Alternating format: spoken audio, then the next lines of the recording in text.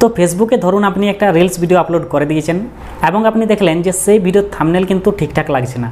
তো আপলোড করে দেওয়ার পর সেই ভিডিও থাম্বনেলটা আপনি কিভাবে চেঞ্জ করবেন, তো সেটার জন্য ফেসবুক অ্যাপ্লিকেশনটি ওপেন করে নেবেন। ওপেন করে নেওয়ার পর আপনার প্রোফাইল পিকচারে ট্যাপ করবেন এবং স্ক্রল করে উপর দিকে তুলবেন। এখানে আপনার ভিডিওগুলো দেখতে পাবেন। যে ভিডিওটার থাম্বনেল আপনি চেঞ্জ করতে চান সেই ভিডিওটা এরকম এইভাবে রাখবেন। রাখার পর দেখুন এখানে যে টাইটেলটা দেওয়া আছে তার ডান দিকে দেখুন 3টা ডট দেখতে পাবেন, সেখানে ট্যাপ করবেন। ঠিক আছে, ট্যাপ করার পর এখানে এডিট রিলে ট্যাপ করবেন। ট্যাপ করার পর দেখুন সেম কন্ডিশন, আমি আগেই একটি ভিডিও দেখিয়েছি যে কিভাবে রিলস ভিডিও আপলোডের সময় থাম্বনেল সেট করতে হয়। সেম কন্ডিশন দেখুন এখানে এই যে ফটোটা দেখতে পাচ্ছেন সেখানে ট্যাপ করবেন। ট্যাপ করার পর নিচে দেখুন আপনার ভিডিওর যে ফটো আকারে খুলে যাবে, ঠিক আছে, এবং একটা চারকোনা বক্স চলে আসবে। সেই বক্সটা আপনি যেখানে রাখবেন সেই জায়গাটা কিন্তু আপনার থাম্বনেল সেট হয়ে যাবে। দেখুন কিছুক্ষণের মধ্যে দেখুন চলে আসবে। ঠিক আছে, এই যে চলে গেল। ঠিক আছে, এই বক্সটা আপনি যেখানে রাখবেন সেটা কিন্তু আপনার থাম্বনেল সেট হয়ে যাবে।